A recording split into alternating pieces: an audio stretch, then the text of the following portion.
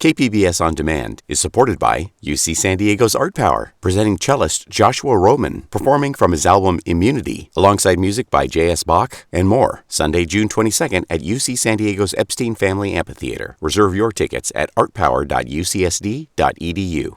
Welcome to the KPBS Summer Music Series.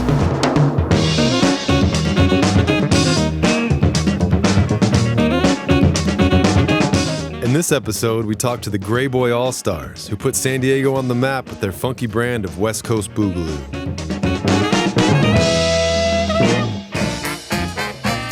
Plus, Euphoria Brass Band share their funky West Coast second-line jazz and give us a special in-studio performance.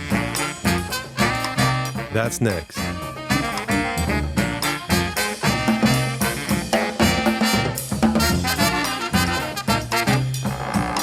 KPBS On Demand is supported by UC San Diego's Art Power, presenting cellist Joshua Roman, performing from his album Immunity, alongside music by J.S. Bach and more, Sunday, June 22nd at UC San Diego's Epstein Family Amphitheater. Reserve your tickets at artpower.ucsd.edu.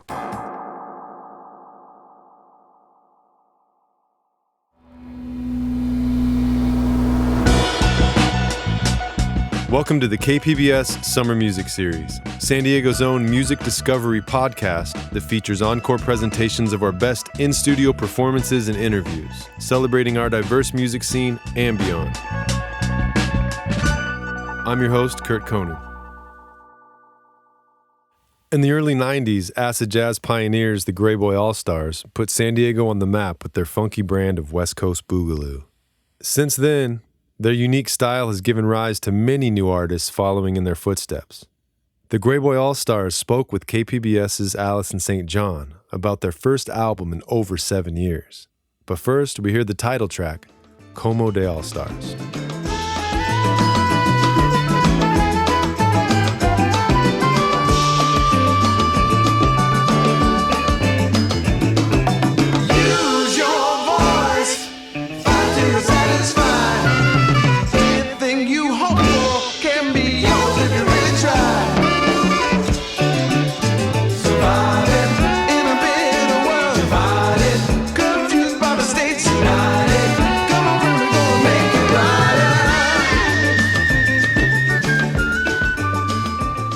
That was the Greyboy Allstars with Como de Allstars, the title track from their new album. The Greyboy Allstars are Carl Denson on sax and flute and vocals too, I believe, Robert Walter on keys, Elgin Park guitar, Chris Stillwell bass, and Aaron Redfield on drums. And with us now we have Carl, Robert, and Elgin. Thank you so much for joining us on Midday Edition. Hi. Thanks for having us. Hi. Hi there. So now the song we just heard, Como de Allstars, is great. But unlike a lot of your songs, it has vocals. Tell us what the song's about. This is Elgin, and I wrote the lyrics, and Carl sang it beautifully, and we sang it sort of as a group vocal. You know, we just wanted to make something that had sort of like a positive message, I think.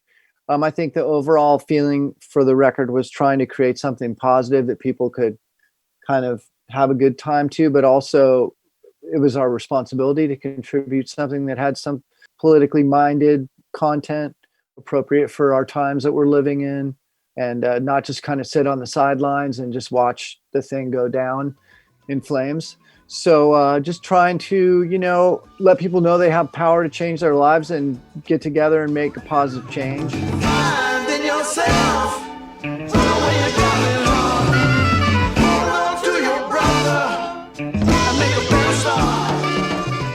I think it really speaks to the idea of everybody getting out there and voting, for one thing.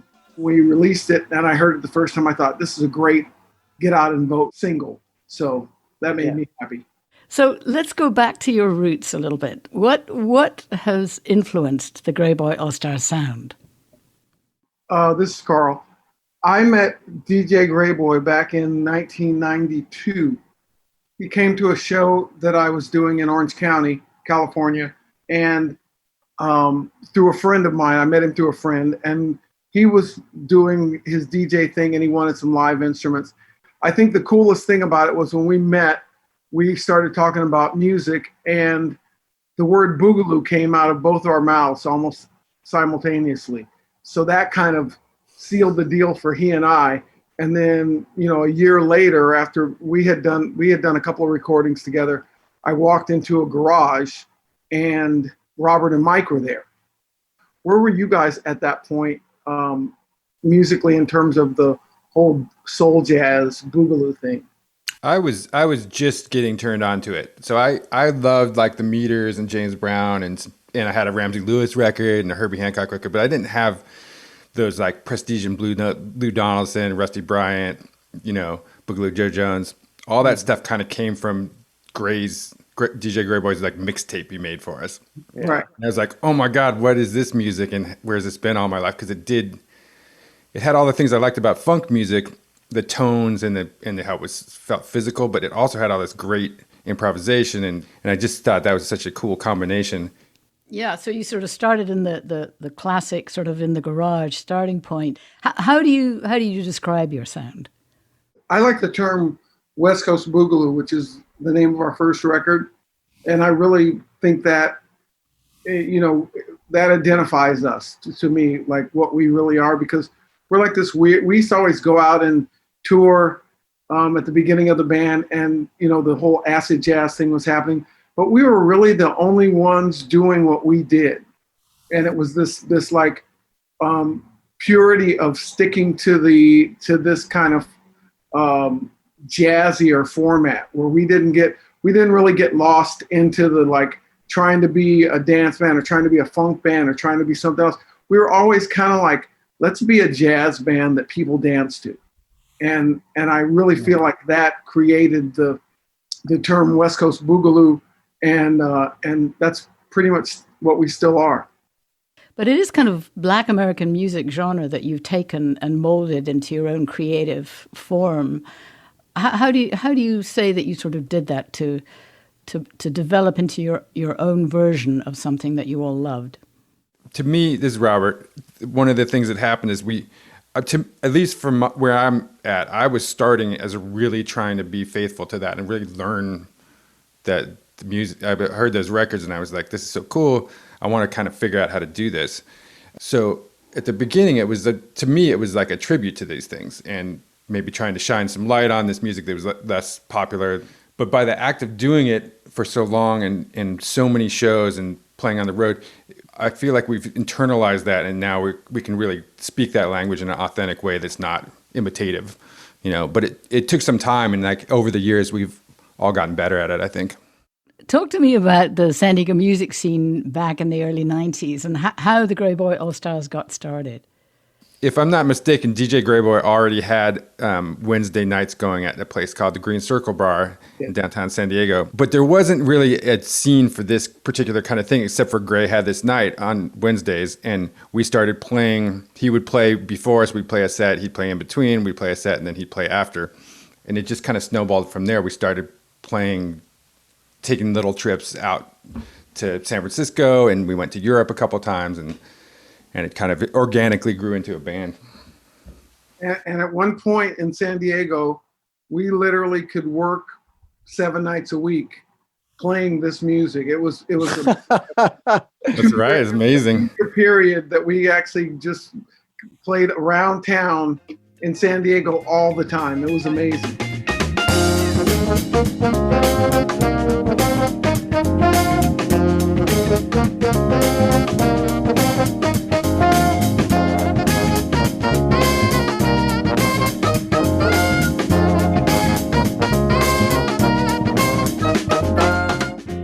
That was Soul Dream from the Greyboy Allstars' 1994 album, West Coast Boogaloo. So now it's been 7 years since your last album. Where did the idea of this new album come from, and what made you get the band back together again? we never stopped playing together. That's the beauty of this whole process. We were in Houston, and we had a gig that was supposed to be outdoors, and there was a rainstorm, so the thing was canceled for rain. And we had all been thinking it's time to write some new music. And luckily we had a night off all of a sudden. So we decided to rent a little studio and start writing music. And we wrote about half the album in that one night off. we could have just sat around the hotel, but we were like, might as well just play. And it came together really fast. And I think that's part of the charm of this album is that we did it so quickly and nothing's too overconsidered. And it just felt like we wanted some music that we could play live to freshen up the set list. And that's kind of what we made. We just made some music that we wanted to play. Well, it's a good thing we've got your new album, the Greyboy Allstars new album, Como de Allstars, which is out now. Carl Denson, Robert Walter, and Elgin Park of the Greyboy Allstars. Thanks so much for stopping by. Thanks for having us. Thank you. Thank you.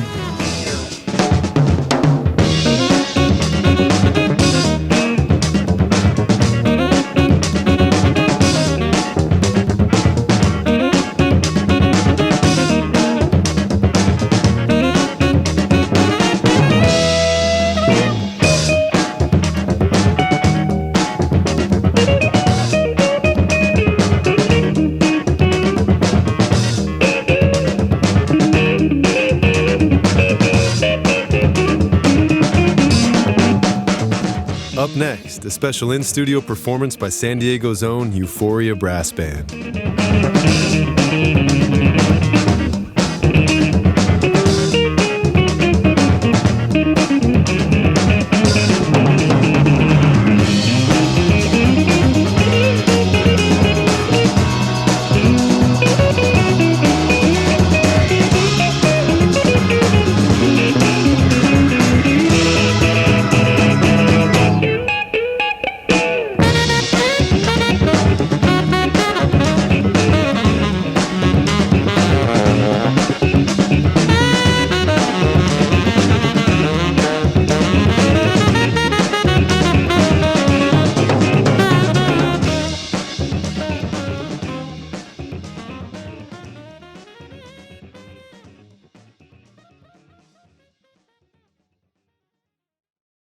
KPBS On Demand is supported by UC San Diego's Art Power, presenting cellist Joshua Roman, performing from his album Immunity, alongside music by J.S. Bach and more, Sunday, June 22nd at UC San Diego's Epstein Family Amphitheater. Reserve your tickets at artpower.ucsd.edu. Welcome back to the KPBS Summer Music Series. If you've ever been to New Orleans, you've probably witnessed the brassy bayou sounds of bands marching down cobblestone streets to celebrate the life and homegoing of someone beloved. Well, today, instead of the cobblestone streets, we're bringing the New Orleans tradition to you from the studio of KPBS. After numerous consecutive nominations, they recently won San Diego Music Award for Best Jazz. Euphoria Brass Band sat down with Midday Edition's Jade Hindman to talk about second-line jazz and give us a special in-studio performance.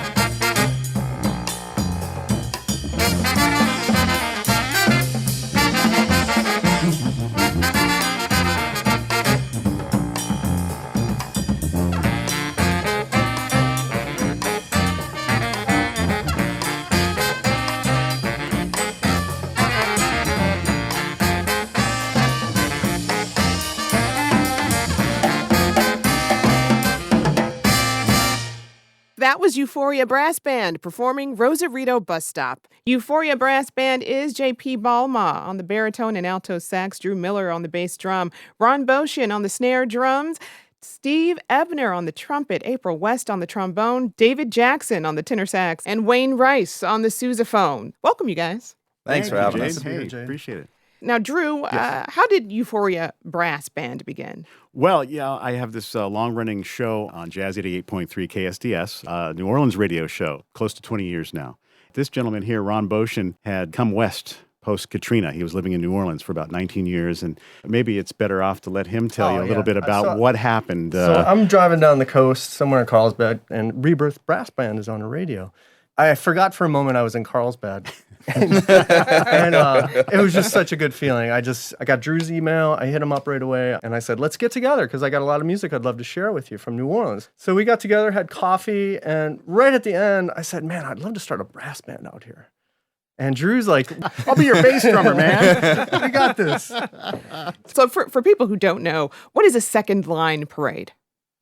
Second line really comes originally from the jazz funeral tradition where the social aid and pleasure clubs formed early on, I'm talking late 1800s, to take care of their folk. You know, if someone was sick, they would pay their dues, and that money would go towards helping this person with hospital bills, medical bills. And then when someone would pass away, when they die, these funds, again, would be used for celebration of life for the deceased. And so the second line, essentially, in a jazz funeral procession, you have your first line, which is, of course, the deceased in the casket, perhaps driven by a horse-drawn carriage, and the family members. So there's your first line. Right behind the family is the brass band. and everyone else, the friends and folks who knew the deceased, and they make their way in a somber way, playing the band's playing a dirge, something very spiritual, slow, and mournful, to the graveside. They go through the process of laying the body to rest. They start their way back now from the graveside, and folks come off of stoops, off their front porches, out of their homes, and anybody and everybody can jump into this second line parade that has now begun. And they're stopping at watering holes, maybe some favorite bars of the person who'd passed away. Now you see second lines going on every Sunday. It doesn't have to be tied to a funeral.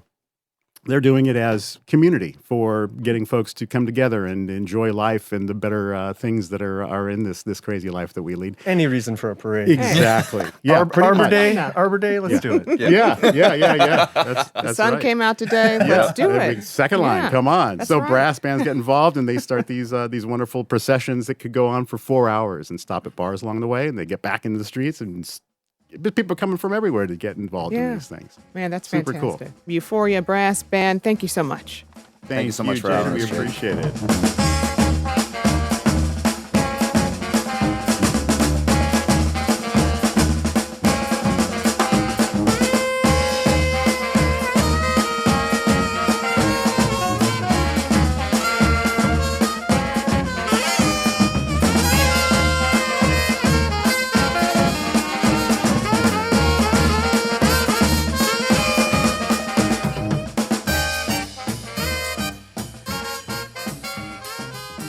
Thanks for listening to the KPBS Summer Music Series. John Decker is Interim Associate General Manager of Content, Lisa Jane Morissette, Operations Manager, and Megan Burke is Senior Producer.